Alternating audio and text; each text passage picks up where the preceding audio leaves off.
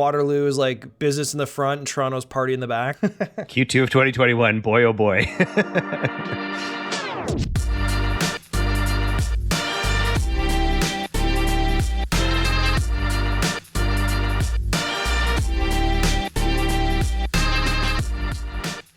Hello and welcome to another episode of the BetaKit Podcast. I am Douglas Saltis, Editor-in-Chief of BetaKit, and my co-host, as always, is Rob Kennedy. Now, it's pretty clear that the bloom is off the rose of Canadian tech right now. After the intoxicating highs of 2021, 2022 has seemed like one long hangover, with tech companies large and small facing massive layoffs and valuation markdowns. It's not a good look. But that's just a narrative. It's not quite reality. And the narrative isn't even necessarily evenly distributed across all of Canada. So how do we dig deeper? Well, we're going to need some data. Thankfully, we have that due to our partnership with Briefed-In, resulting in quarterly reports on venture funding for each tech ecosystem across Canada. And on this very episode, the writer who is responsible for delivering those reports onto you on betakit.com, one Isabelle Kirkwood. So are you looking for data-backed comparisons of how Canadian tech is handling 2022? You've come to the right place. Let's dig in. Isabelle Kirkwood. Hello. Friend of the pod, former staff writer at BetaKit, current freelance writer at BetaKit. How are you doing? I'm doing very well, thank you. How are you? I am very excited to finally have you on the podcast after many years of never having you on when you were full-time in my employ. So this is, who knows where this is going to go. But maybe to set the context even before we dig into this stuff, I would assume most people who read BetaKit have probably seen something you've written and probably one of your write-ups on the quarterly kind of like venture funding landscape. This is like your go-to move. This is your safe space, is digging deep into data and then writing a really cool story about what's going on. Do you want to talk a little bit about like what these reports are about before we start digging into the data of like what these reports are saying for Q2 2022? Yeah, for sure. So Briefed-In, who is a partner that BetaKit works with, tracks venture funding and activity and a variety of things that fall under those categories across various Canadian tech ecosystems. It's 5 right now, but also Canada nationally as well. And so we look at a number of things, including stage funding, so what funding looks like at the seed stages, at the late stages, and also specific verticals that are, doing really well in a given quarter.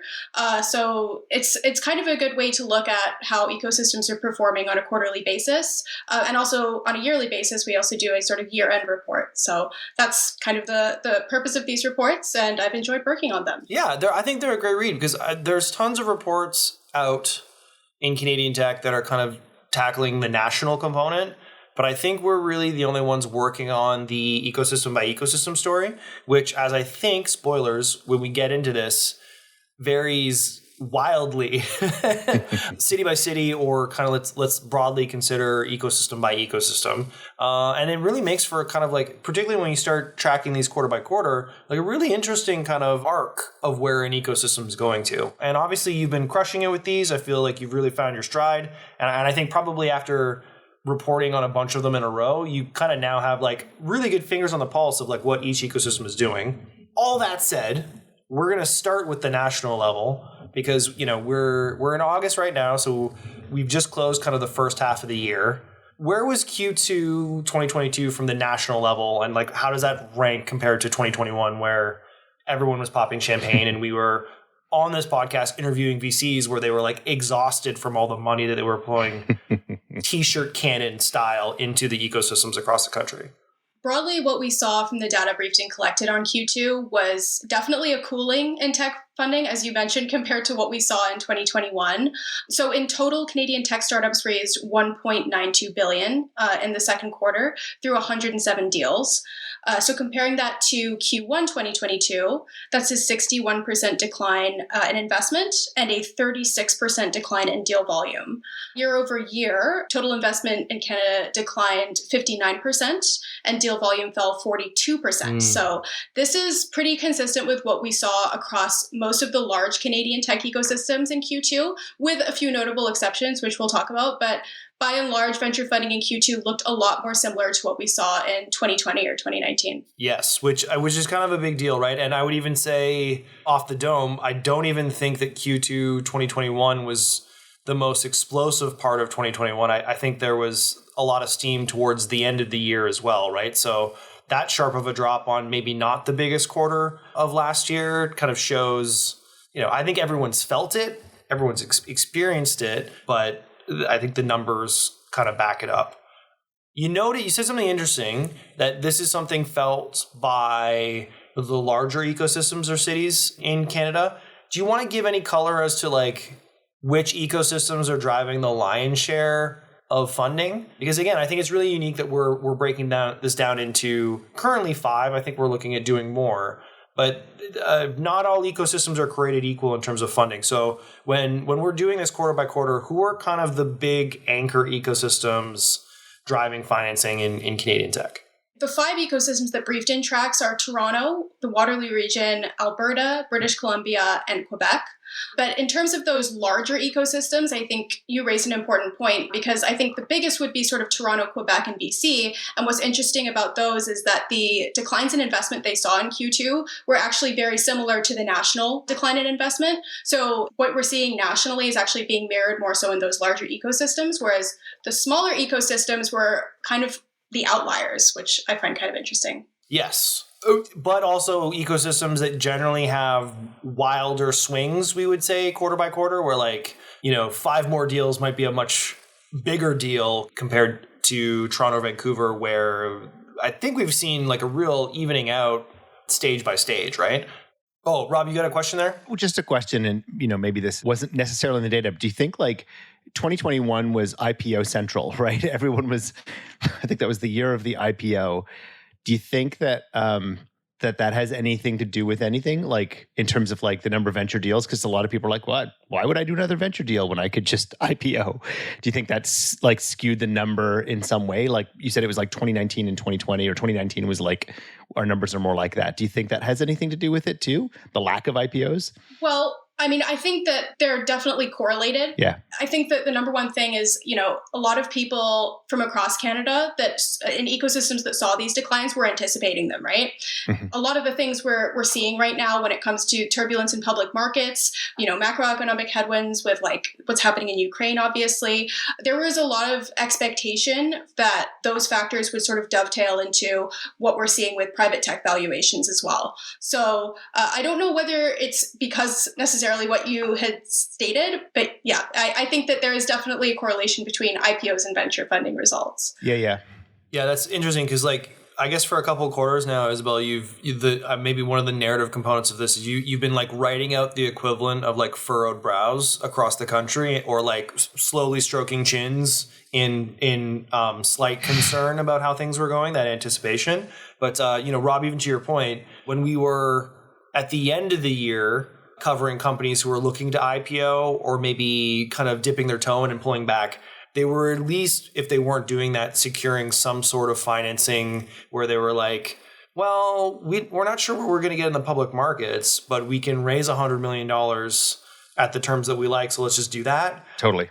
Yeah. I think now both of those things are not quite happening, which is really interesting. So Isabelle, you are guest of the pod, friend of the pod, freelance writer of the publication, Dealer's Choice. Which ecosystem do you think is the most interesting to start with from the Q2 perspective, or just in general? Well, I think starting with Toronto sort of sets the tone, so that's probably the best one to go with. Okay, disclosure, Isabelle is based in BC. That is not a homer pick. William Johnson, I expect no slander, DM or otherwise, from you when you hear this. Let's dig into Toronto. Or Toronto, as I like to say. I think for this, because I've got all of your stories up to kind of maybe set the meta-narrative here. I think the title for this was pretty interesting because we said that the funding party was over. Back to the hangover theme. This was the moment that you knew the hangover was about to kick in. Tell us about Toronto Tech from a venture funding perspective in Q2 of this year. Toronto tech companies raised a total of $585.7 million in total during Q2. This is the lowest point it's reached in the last year, unsurprisingly, and it's also a 69% decrease from the first quarter of 2022, which I should note was another record-setting quarter for the city. There were 45 deals closed in Toronto during Q2. That's a 22% decline from last quarter and a 40% decline year over year. Just speaking with people in Toronto, the sense that I got from on the ground was that these results were anticipated, as I said. But what's more interesting is if you kind of look at the year-over-year numbers, Toronto's results are a lot closer to the investment levels we saw pre-2021. And I think it was Amit Shah of Golden Ventures that said it really well, that Q2 was kind of a reversion to the mean for Toronto tech. And I know it kind of can seem like everything's very doom and gloom right now, but it certainly doesn't look like a crash, at least not yet. But definitely signaling that this crazy period that Toronto's lived through over the last year has at the very least paused for now. Yeah, and also maybe just like a reflection of the Toronto tech brand where we're leading with party being over. You had a great line in here, like, with any good rager, when the party winds down, the hangover has to follow. And then you have Amit Shah, who is a professional VC and a generally a clean-cut, forward-looking guy talking about this being a sobering experience. So I think where like the Six's mindset is with this. Maybe one thing we want to parse out here is like the deal volume didn't necessarily drop too much, but 69% is not nice when it comes to the financing. Q1 to Q2 or 60% year over year. That is a hefty chunk of capital. Where is that gap coming from? Was it related to stage? Was it related to sector? Was it even foreign direct investment? Like where were, when you were tracking the number dip, where were you seeing that kind of coming from? Well, I think the first thing to note, and this also ties into the overall investment numbers, is that there were far fewer mega deals, late stage mega deals that took place in Toronto. We saw these ridiculously sized rounds last year. They were very commonplace. And so at the late stage, there was definitely more of a gap. And even where the late stage deals were happening, they were not as big on average compared to the equivalents last year. Seed funding is also an interesting one that I kind of want to touch on more with Quebec. But seed funding was more of a marginal decrease. So not a dramatic fall for Toronto there. So I would say it was definitely more geared toward those late stage deals. I mean, you kind of would intuitively expect that, where it's like, I have to deploy huge amounts of capital and I don't know what's going to happen to capital, so I'm not going to do those huge deals. But the earlier stage deals, in theory at least, cost less. You can deploy them a little more freely. You can anticipate not having dry powder. I'm not saying that's necessarily true of every region, but I wonder if that's part of it too, which is, it's just a lot of money, to your point about these ridiculous, because that's the other thing I took from your, again, like following your thread about like popping up for just a second. Each ecosystem, if you look at some of their numbers, they're like, oh, look, it's like $1 billion. But then like of the $1 billion, 999 million of them is like one deal. Rob, don't spoil the... No? Don't spoil the ecosystem. No, but okay. Well, let's take that the other way though, right? Because looking at this, one of the things that's worth noting here is that there was only one deal in the quarter that was over $100 million. When comparatively, was it last year, there was 9 in Q2? I believe that, the same quarter last year, there were 9 mega deals, whereas in Q2, there was 1. Which I think speaks to, like, I don't think we had ever really had a quarter before where there were 9 mega deals of $100 million. I think in 2019 or prior, anyone raising $100 million would have been a really big deal. I think it just almost speaks to the density of the funding being distributed here. And then that just, if we had matched that financing from like the 8 to 1, that's the delta right there entirely in the total funding for the quarter, right? Like that's the lion's share of the dip, is just missing mega deals left and right. Yeah, can I add one more thing on Toronto too, because we're talking about those late stage deals? Yeah, go for it. One thing that's also going to be interesting to look at, obviously, as journalists, we don't really have a lot of visibility into this.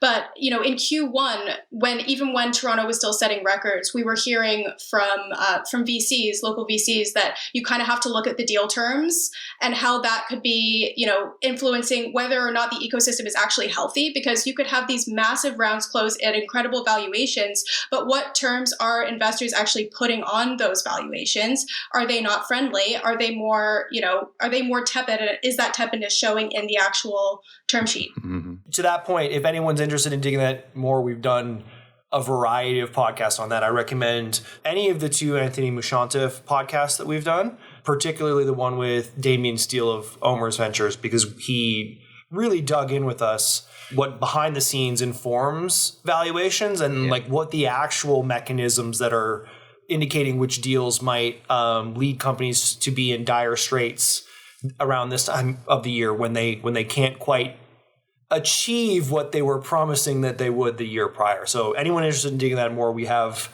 bouquet of podcasts you can also check out. We should make a playlist. We should make a playlist. We should make a sad VC warning playlist. A mixtape. I should know. Before recording, Anthony was sending me texts right now, just being like, hey, can we just note that I called this? So I was like, yeah, okay, I'll note on the podcast that you called it. Anthony Mushantif, Tony Dagger, you were very right, and you're completely to blame to what's been happening. Just one quick other thing is about aside from the fact this is the summer that we're speaking in, did you get a sense of the outlook for the end of the year from anybody, from Amit, from Matt at Scale Up, from anyone else that you spoke to? I think, as with most ecosystems in Canada, I think there was a sense of cautious optimism. I think there, as you mentioned, it is the summer. A lot of VCs are going on their first vacation in a couple years. And, things are expected, at least from the people I spoke to pick up a little bit again in Q3 and Q4. But I think Fada Nanta said something that was, poignant, which was that even if it doesn't, this is a really great opportunity for, startups to come and regroup during these kinds of. He compared it to a forest fire, which I liked, which was, he said, it leaves us stronger. The startups that end up dying will end up nourishing the soil. I thought that was a good analogy. Yes, which sounds horrifying for any entrepreneur with their company on fire. But again, poorly timed. Yes. We just had Mark McQueen from CIBC on the podcast, who's been in this ecosystem for 20 years. Even at these dips, we're still well above anywhere close to where we're at in 2015, 2012. Anything, right? So the party might be over, but that doesn't mean there isn't going to be another party unless you live in Kitchener-Waterloo.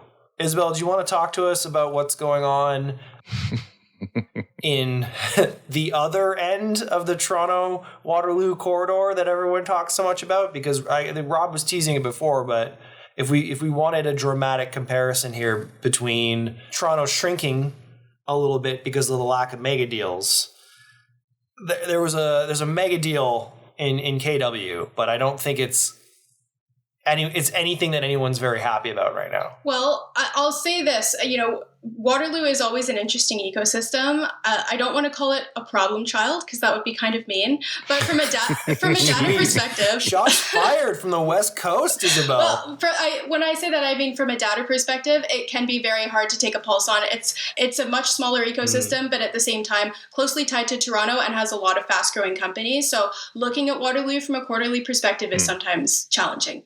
That said, Q2, Waterloo did really, really well.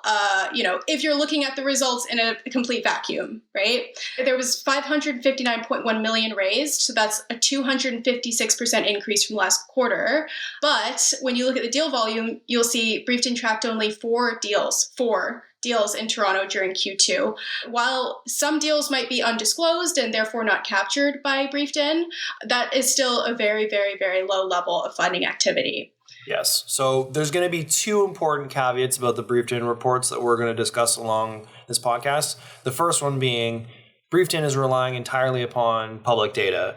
What people share, what it can pull through its data partners, and then honestly, a lot of beta kit reporting because we cover all the deals. So if there are massive unannounced deals happening in Kitchener-Waterloo, they might not be included in this, but if we didn't know about it, I think the second caveat we can get to in a minute when we dig into FAIR a bit more. But Isabelle, tell me that the $559 million that was raised in this quarter was evenly distributed across the 4 specific deals. That's the case, right? 25% even? Yeah, decidedly not. How decidedly are we talking here? Over 96% of that total investment was raised by one company, Fair, dual headquartered, obviously. Still definitely has roots in Waterloo and has an office there, but also has offices in SF.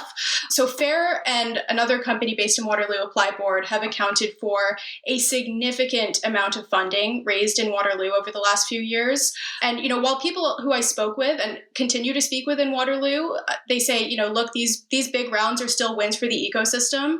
I think it still raises a lot of questions about what's happening in the rest of Waterloo. Why are we seeing such low activity? And what's happening in Waterloo, which has garnered this reputation as a sort of small but mighty tech hub that could be informing some of the trends that we're seeing? Yeah, okay. I think we need to kind of identify in what stage they are of the forest fire and regrowth, because I think it'd be clear to say that the regrowth that happened, let's say 2015, 2016 onward, after the death of Research in Motion and all that talent spinning out into a variety of companies like Thalmic/North or Kick, most of those companies no longer exist, have been acquired or incredibly diminished. There seems to be waiting for a new kind of regrowth spurt happening in the KW region. The second caveat that I just want to note here, if everyone's like, I've never heard of FAIR before, what are you talking about? Is that Briefed In also includes funding from companies that might not be technically Canadian based upon their incorporation and who they pay taxes to, but that have Canadian roots or impact on the Canadian ecosystem. And that's something that we see quite a lot of in Kitchener-Waterloo, particularly with FAIR, but then also in the Montreal ecosystem, and I'm sure we'll talk about that a bit there. But if you're just wondering why this stuff is included, Briefed In and BetaKit both feel that while the tax implications of where the company is incorporated might be a little bit different, this is leading to talent being hired locally. It's related to the growth of those companies in this ecosystem. Those companies have history or ties there. It would be weird to remove it because of where some papers are filed. So we include that, but Lord mighty, that's a huge portion of the financing. And I'm glad you mentioned Apply Board as well, because I think for the last couple of quarters, they've accounted for, do we want to say the lion's share? What's bigger than a lion's share? Like a elephant share of the financing, correct? Blue whale share? A blue whale share? Like what's just a massive mammal share? So I think there's, you had posed a question previously about you've been tracking the early stage scenario across ecosystems. And I think Kitchener-Waterloo was one of the first ones where we started looking and seeing like, where are the little deals? Like the percentage of funding being attributed to FAIR is one thing, but just the total deal volume being very, very concerning. Now, Kitchener-Waterloo, the Waterloo region, is known as one that has a great network of universities, as well as a cat. Sorry, I got a cat here. As well as accelerators and incubators, such as Campus Link with its Velocity, Communitech, the Accelerator Center, things like that. Isabelle, you've been writing for at least 3 or 4 quarters now about what's going on with early stage activity in the Waterloo region. What's the vibe? What are people there telling you? What have they been telling you? And how big of a deal is this? I think Jesse Rogers, co-founder of Eigenspace, I think what he had to say on this was really poignant. He said that deal volume has seemed to trend a little bit lower over the last few quarters. And there was kind of that, it's almost like a paradox, especially at the early stages where you have this huge network of early stage support, but you also have very little early stage activity getting done. And I think what he said was, a lot of these deals are getting done by these companies, but it's just not all happening in Waterloo because you have so many people who are attracted to Waterloo, whether it be international students, the fact that over 50% of all tech founders in Canada got their start at the University of Waterloo, which is pretty crazy. That doesn't mean that they're staying. Exactly. And I think that that's what Jesse was picking up on a little bit there, is that they could be building that early stage kind of support in Waterloo and then kind of seeking greener pastures. All right, Rob, we're going to do something a little different. Normally it's just me by myself reading some excellently crafted messaging from one of our sponsors. This is a little different. Why is that, Rob? Well, we talked to our friends at Think Sound, who have a pretty cool set of headphones. Are you talking about the Think Sound OV21s, Rob? That is precisely the headphones I'm speaking of. Is this a little bit of product placement on the BetaKit podcast? Our first ever product placement?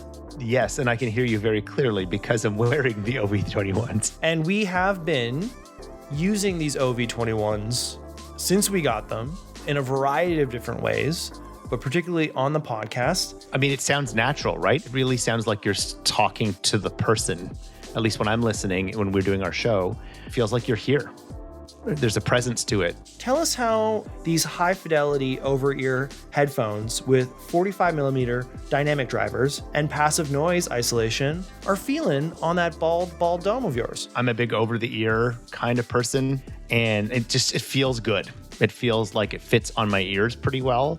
They're not heavy, really comfortable resting on your head, and that really matters for me as someone with horrible neck and back problems where any sort of weight on the dome, it dramatically impacts in any way.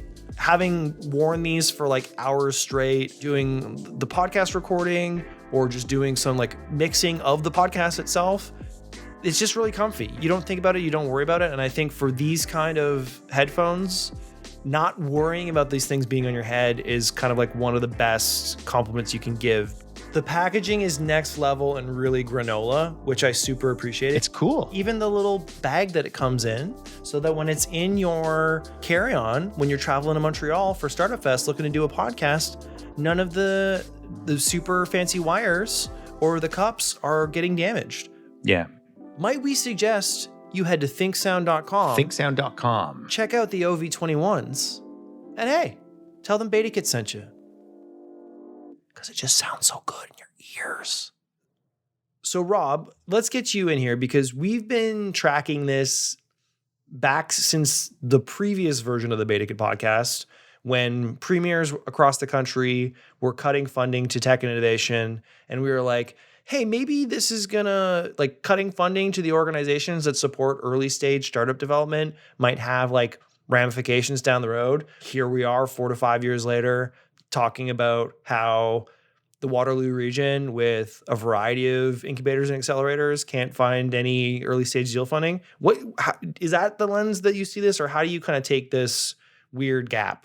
Yeah, I think as you said, we've been calling it for a long time. It's tricky because it's not clear that the constant, we'll invest it in the ecosystems this way and that way and this way has panned out. I mean, if you look at the story, if you just look at the graph in your story, Isabelle, like all the lines are declining from 2019 to 2022, independent of, on early stage especially, independent of whether the economy is doing well or not. It's feast or famine, but the early stage deals are still going down. You made a very interesting point about founders and their mobility. A pandemic has shown that it doesn't really matter where you are. So are they in Waterloo and then being counted as a Toronto-based company? Because it's not very hard to move to a different region, or like BC, for example, wink. So it's like a Waterloo is like business in the front and Toronto's party in the back. So it's brain drain, gotcha. Brain drain from Waterloo. And I don't know if that's happening. I certainly think that the ecosystem itself is not, I'm not sure if it's found its footing right. Like Communitech just rebooted itself right before the pandemic as well with Chris and stuff. So I think, but fundamentally what we're seeing is, I also wonder if there's a bad luck in timing here, which is there's a lot of big companies that have become big either by IPOing or getting lots of money through venture financing. And those companies have yet to explode, notwithstanding the last week or two.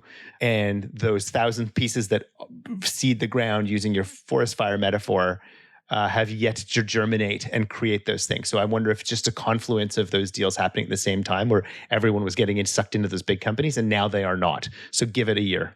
Are you saying that there's a lot of former Shopify Plus employees in the Waterloo region who might be apt to start their own new company in the next 6 months? I'm just saying now's a good time to start an early company based on the data and based on the past. Well, I don't think I'm going to get any tweets from William Johnson, but I'm pretty sure Chris Albinson might return his Silicon Valley North t-shirt that we gave him after this podcast. That's the CEO of Communitech. Isabelle, keeping on this early stage track, what's another ecosystem in Canada where you've been kind of tracking interesting trends in that stage? Yeah, so I think it's a good segue to Quebec, and specifically on seed funding. Quebec has really seen no change in seed funding over the last couple of quarters. It's literally a flat line. And this could, on its face, look like it's stable, it's consistent, it hasn't fallen. It's the only thing that hasn't fallen. Let's celebrate that. But in reality, at least from speaking with people like Sam Haffar of Real Ventures, it's consistent, but consistently too low to sustain that long-term growth. And this is kind of a trend that we did notice in other ecosystems as well. Going back to Toronto, for example, seed funding, I think I mentioned, has marginally declined there. But particularly when you look at the broader trend lines year over year, you can see that it has fallen more. And then based on the observations of people like Matt Roberts from Scale Up Ventures, seed funding is not really close to where it was just 5 years ago. So I think it will be interesting to look at how what's happening now is going to impact companies in the pipeline, and which ones will be actually graduating to that inflection stage if there aren't, as many that are sort of getting past this stage right now. It's interesting too, because Montreal is another place with some historically strong connections at the incubation stage with, you mentioned Sam from Real Ventures, but Founder Fuel being like one of the really strong incubators in Canada. I wonder if some component of this is whether or not Real Ventures is ever going to raise another fund and when that might be happening. Not to, put too fine a point of it, but there's also like some major investment capital in the later stages there with like funds like Inovia. Is there anything else at different stages or any other vectors through which you're viewing kind of the Quebec ecosystem, which is predominantly Montreal, but this is another scenario where we like to go provincially to make sure we're not cutting out specific deals that might be just down the highway or the St. Lawrence? I guess in Quebec, in the later stage, you did have one mega deal raised during the quarter, which was Vention's Series C round of funding. There were some other significant rounds for sure, not mega deals, not $100 million plus, but Potluck's $35 million Series B and Amelia's $30 million growth financing round as well. But I think that early stages where kind of the more interesting trends are in Quebec, should we go through the high-level Quebec results? Yeah, share the high-level Quebec results, and then maybe we want to be a little bit forward-looking because we're all just like navel-gazing about early stage, and there's a much bigger consideration to what's going to impact Quebec tech than whether or not Real raises another round anytime soon. But like, let's share the high-level numbers, and then we'll dig a lens into that, the political overlap. Sure. So similar to Toronto, Quebec venture funding had actually broken a new record in the first quarter of the year. And in Q2, it certainly eased up. So the province saw $249.1 million raised in Q2. That's an 83% decline quarter over quarter and a 71% decline year over year. Deal volume also slowed down to a 3-year low in Quebec. There were only 16 deals closed that were captured by Briefed-In. So yeah, a cut, like basically getting cut in half. But again, if Toronto had dipped 16 deals, no one would have noticed. So I think, again, putting this in context of size is really important to see, right? You would frame this in terms of kind of the ecosystem treading water a little bit. Where is Quebec as a tech ecosystem swimming to right now, given the intersection of what startups might need to do in terms of watching their language? Yeah, Quebec startups are obviously going to be facing similar headwinds to startups in other ecosystems over the next few quarters, but they're also going to be facing something that's pretty unique, which is, Bill 96, which is the new language law that was passed in Quebec recently. There's been a lot of pushback specifically from the tech sector on this legislation and how it could impact, hiring, labor shortages, which Montreal in particular is a city that's very well known for, a great place to tap talent, essentially. And so there are fears that, maybe they're going to lose that reputation as a tech talent hub. So there are definitely things to worry about for Quebec startups. I guess if they're fully French tech startups, maybe not so much, but maybe even so. That's something that's definitely creating a bit of tension in the province. Well, to be fair, to be clear, a variety of Quebec-based companies have penned an open letter warning the province that this would do enormous, quote, damage to the province's economy if they go through this. So I'm not sure if French-based, French language companies are like, hey, this is exactly what we needed. It seems like alarm bells are being rung across the province from at least a tech perspective. Rob, do you have any opinion on French language laws in La Belle Provence, or like, what's your read on the situation here going forward? Well, first of all, was the letter in English? I think the letter was in English. The one that we linked to was. Yes, I'm just being a bit of a jackass. Speaking of jackassery, there's two things. So you need a French website, and you can't have any contests. I think in Quebec, because you remember that thing in Canada for some reason, you always exclude Quebec as the rules. Big impact on crypto. Exactly. No gambling. I mean, I understand the impetus for it. I think also what I found interesting, Isabelle, is your point about like government officials speak exclusively in French with Quebec immigrants for 6 months after their arrival in the province. It's just an interesting thing. I don't know. I guess the question you have to ask yourself, whatever jurisdiction you live in, is given that we're clearly in some sort of slowdown, and that slowdown won't end in September, how easy or hard do you want to make it for people to spin up businesses and drive innovation in the region that you're in?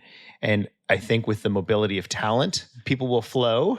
We're trying to entice people, like with the post-Trump era, we were trying to entice people with a startup visa and stuff like that, and to get immigrants into Canada to move, again, to make it as easy to start a business here as possible, or easy to contribute to the economy. So I'm not saying that the language law per se is a thing, but it's just like each region has to think about what is it doing. And the other thing that it's so interesting that we're looking regionally. And is that the best way to look at our economy? Is it like, is all of Canada an innovation economy? I mean, I don't know what either of you think, but is it like, if you look region by region, does that say something about Canada generally as pivoting to become a innovation or tech economy? Or are they these artificial distinctions that are historic and don't really matter? Well, geez, Rob, way to ask the big question. We're only through 3 of the ecosystems. Well, I know we're in the middle of Quebec, but anyway. But let's frame it in this way. I made the joke earlier about the Silicon Valley North Canada shirt that we offer up through Beta Kit's Patreon, that Chris Albinson, CEO of Communitech, has been like a fervent supporter of, along with many other people in Canadian tech. But I think the reality of something like this bill is such that like the conditions on the ground are not evenly distributed across Canada. And I think in the US, it's almost simplified where you're like either in the valley or not the valley. And maybe they're having like a Miami moment here. But depending upon the city or the province that you're in, there are very different circumstances that might inform your success, access to capital, or maybe even just like growth vector, like how you pursue that. We had noted at the high level, all those CEOs who penned an open letter with the Council of Canadian Innovators. Isabelle, you actually spoke to kind of like people on the ground here from Innovia, which is the big local 900-pound gorilla of financing. What was the vibe there, and what was kind of the advice being given to Quebec startups and how they should be seeing it?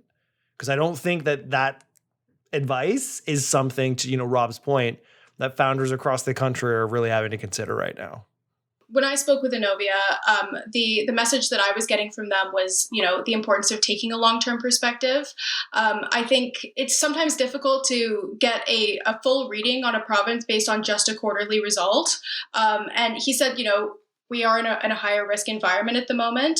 But, funding, it's not like funding is completely dried up in Quebec or in anywhere else in Canada. It's still very possible to raise money. Deals are still getting done. Obviously companies that raised before, Q1 are in a much better position runway-wise than those seeking out capital at the moment.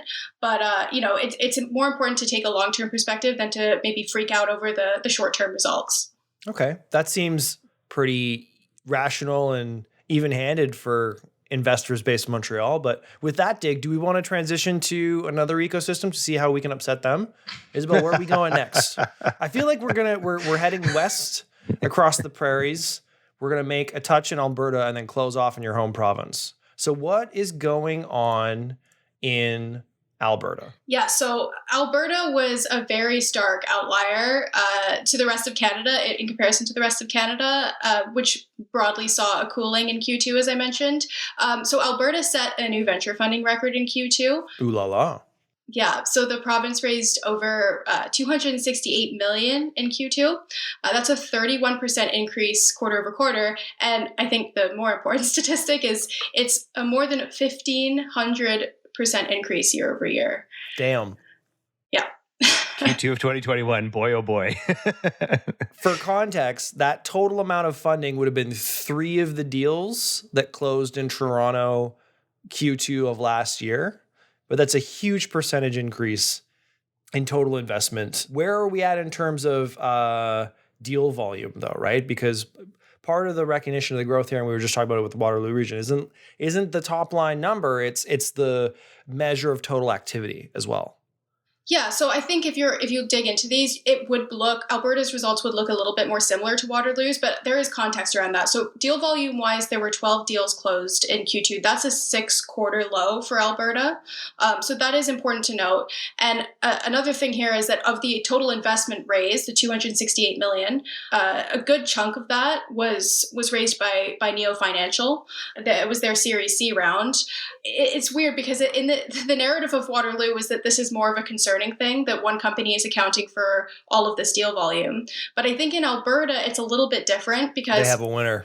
Right. I mean, they have a new unicorn being crowned in the province. It's definitely something to celebrate, I think. But, one thing I did also want to note is that, from the folks that I spoke with in Alberta, I know there's like a lot of really passionate people there. The people I spoke to, they're not under any illusions that, Alberta tech startups are impervious to the cooling that we're seeing in the rest of Canada. The vibe, I guess, if you will, is, let's celebrate the big win now. But, what's happening now globally is probably going to affect us pretty soon. Yeah. And it hasn't fully stopped. Just this week, we covered, fellow Calgary-based fintech company Zayzoon raising $25.5 million, which is pretty significant there. Calgary actually has like a kind of an interesting cluster of fintech companies. It's not just Toronto, Montreal, Vancouver. But, if anyone's interested in kind of learning more about the vibe check, I strongly recommend the feature that BetaKit editor Megan Simpson published, posing the question if the party was over in Alberta due to their particular provincial government. Let's say not necessarily an issue, it might just be like an interesting development. And they were like, hell's no, this is awesome. We're on a fucking boat at Collision.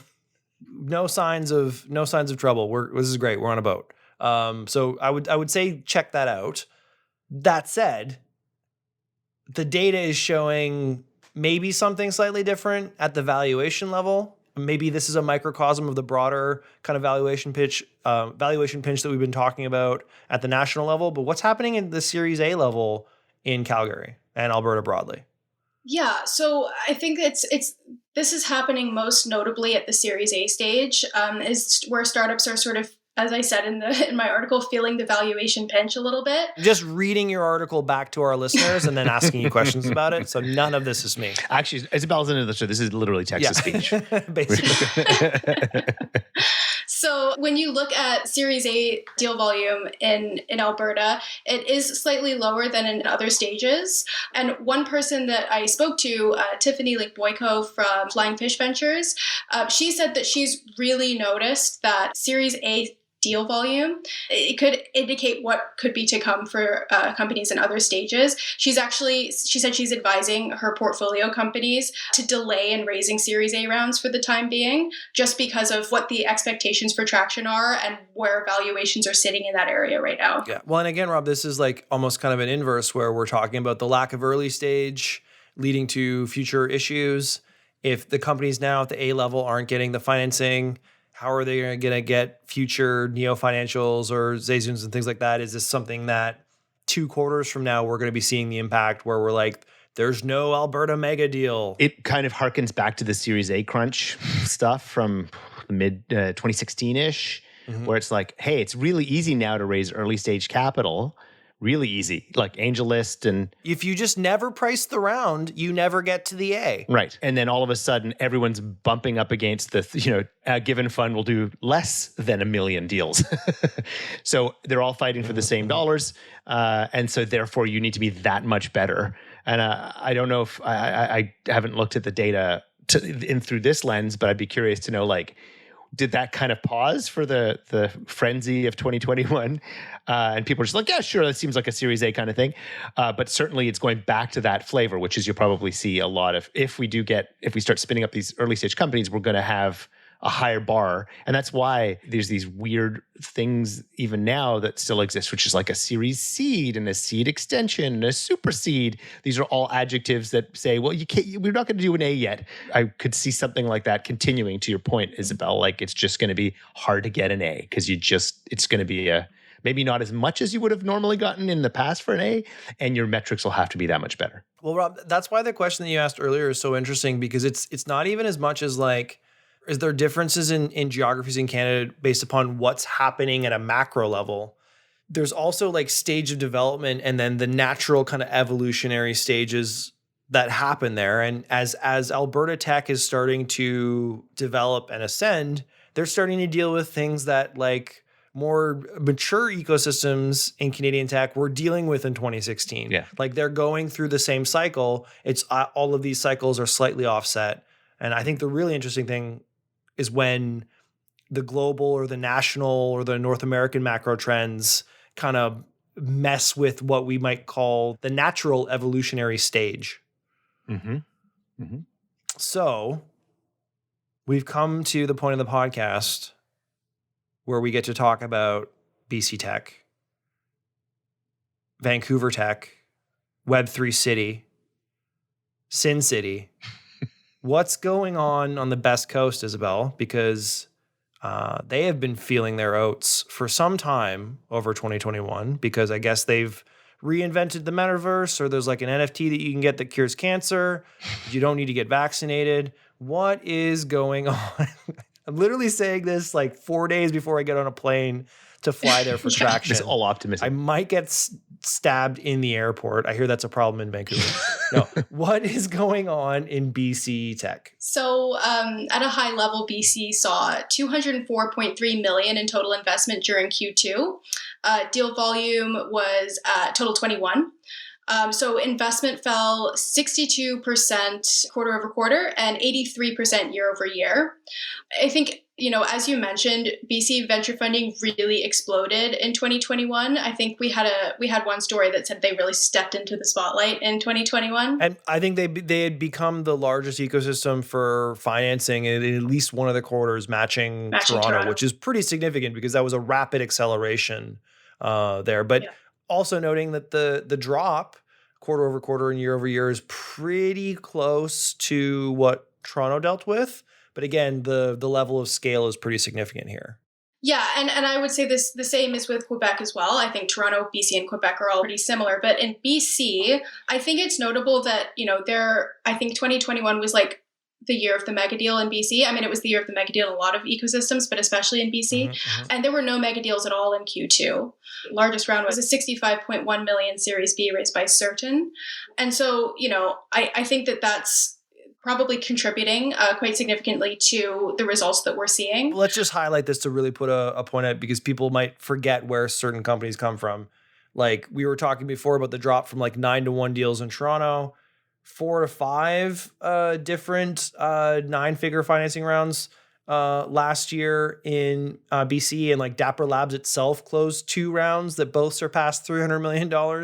Those are like hefty chunks of change for companies that have been crowned Canadian unicorns, but also centaurs in terms of recurring revenue. Like there were some massive rounds in BC Tech in the last year. Yes. And I also think it's important to note that unlike Quebec and Toronto that raised these explosive quarters and then immediately afterwards saw the dip, BC has been actually seeing the dip in investment for the last couple of quarters. They reached a record in sort of the middle of last year. And so it's been more of a consistently kind of going down. But yeah, 83% decline year over year is significant. How is that coinciding with Web3 City here? This is a ecosystem that had been trying to actually brand itself as Silicon Valley North a little bit due to its proximity, that has now embraced fundamentally Web3, the metaverse, and kind of like, I guess what we would generally consider the next generation of major technology movements. But you had been noting a bit of the downturn has been happening, I think, well before the bottom dropped out of the NFT market. BC as a province has always been kind of trying to find its main anchor sector. So in Toronto, you have like fintech and SaaS. BC has sort of gone, oh, we're clean tech. Oh, maybe we're health tech. And the moment right now is kind of like, oh, we're Web3. Web3 is obviously not doing great right now from a global perspective, obviously.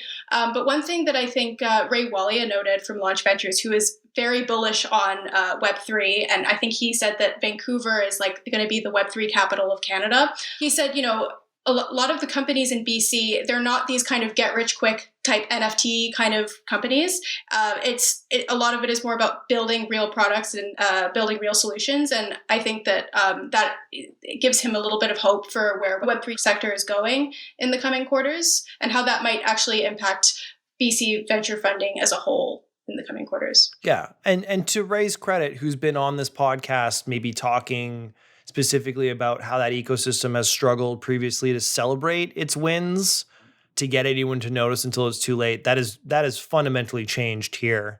So I think the embracing of the branding, for as much as people that ecosystem would, enjoy chanting "fuck Toronto" at various tech meetup events, is I think intended as a rallying cry to kind of inform a little bit more local civic pride to not make the same kind of mistakes of prior tech generations. And to that point, I think they're putting their money where their mouth is here, because Dapper Labs itself, like forward looking, has kind of announced like they're not just securing financing, they are launching their own funds to support the ecosystem that they play in. So what is kind of the go forward perspective on what we might be looking at in BC Tech as we close out the year, maybe in 1 year's time? Yeah, so as you mentioned, Covalent and Dapper Labs, they're kind of becoming something of anchor companies in BC, especially for the Web3 sector. Dapper Labs, they announced a few months ago that they were establishing a $725 million fund to invest into the Web3 ecosystem. So you're kind of having that effect where with these anchor companies, they could be not only one day contributing more founders into the Vancouver tech ecosystem, but also more funding for those new companies. In the short term, the outlook from people like Chris Newman from Panache Ventures was that, venture funding is going to be picking up probably in mid-August as people come back from vacation, as I mentioned. So BC venture funding is definitely not where it was a year ago, but there is still a sense of optimism for people in the ecosystem. Do you think I'm going to get jumped next week? I don't think so. We're kind of tree huggers over here. We're a little like, we're peace-loving people. A different type of passive-aggressive. Heard you. Okay. So to wrap this up, and maybe to go back to Rob's initial question, because we've been throwing a lot of numbers at people, and I think that they are high-level interesting, and when meshed together provide great context to the ups and the downs, the lefts and the rights of various ecosystems and the companies in those ecosystems and what they're dealing with. But Isabelle, you've been doing this now for like at least a year or longer. Like it was maybe like a year and a half, covering each ecosystem quarter by quarter relative to not only where they are progressively, but in comparison to the other ecosystems. What's just your feel of differentiation there? Like, do you get a sense that there are strong differences between ecosystems, that they have their own unique character? Or to go back to Rob's question, do you feel like it actually is a little bit more uniform than we expect, and maybe we should stop the petty tribalism of city-state innovation that seems to crop up in Canada because of geography? So I think no matter where you look, whether you're comparing Vancouver to Toronto or Vancouver to Boston or Vancouver to Silicon Valley, you're going to see similarities and differences between all of those ecosystems. But I think that especially the value of these reports is that by looking at the differences in the raw numbers, you're actually able to glean where those differences are from a political perspective. Like, for example, what we talked about with Bill 96, that all of the opportunities and challenges that exist within specific ecosystems, and how they compare and how they differ across the country. So I think it provides that lens where in some places they'll say, people will say, well, we can't really glean anything from just a quarter, but by doing it quarter over quarter, you can analyze these broad trend lines that signify the trajectory of a specific ecosystem and then compare it to how that relates to sort of other ecosystems. Okay. So then for outsiders who aren't a part of any specific Canadian tech ecosystem, because we do actually have like a pretty decent, particularly in the last several months, US component of people listening to this podcast. So hello, your country's on fire. What would you, and maybe just for anyone in any ecosystem in Canada, let's make it a big, hands around the world scenario. What would you want them to know about Canadian tech right now? What is the data telling you right now? What is it pointing towards that you're going to be paying attention to come October when we drop the Q3 reports? As you put your hands on the metal of the Millennium Falcon, where do you feel it's going?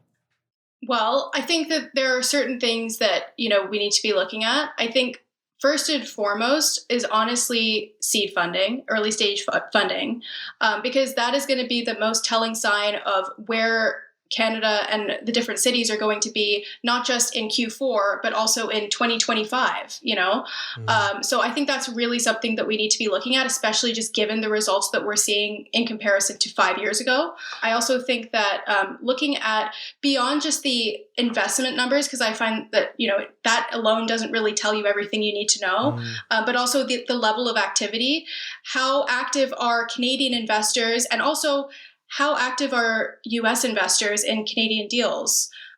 That's going to be something that's really important, especially because, with things like this language law that are happening in Quebec, that could also have a downstream impact on actual investors that are looking at startups within that province. So I think that those are kind of the two key things: deal volume and early stage activity. Okay, that's a great point, and not even something that we touched upon on this episode. So I think when we have you back at the end of Q3 to talk about Q3, we should pay particular attention to the equilibrium of Canadian and foreign direct investment. Sounds good. Isabelle, other than betakit.com, if people wanted to maybe follow you on some social platforms and stay up to date with your work, where might they go? What handle might they use? Are you big on LinkedIn? Are you TikToking? She's going to say Substack. I'm waiting for Substack. None, unfortunately, none of those things. I am on MySpace. No, not even MySpace. I am building a website that'll be coming live shortly, but no, nothing's ready right now. So, but at Isabelle_Kirk, that is my Twitter handle, and I will definitely be tweeting out this podcast when it goes live. Excellent, as you should. It is a pleasure to have you on this podcast. It's been way too long, and I look forward to the next time we do it. Thank you so much for having me.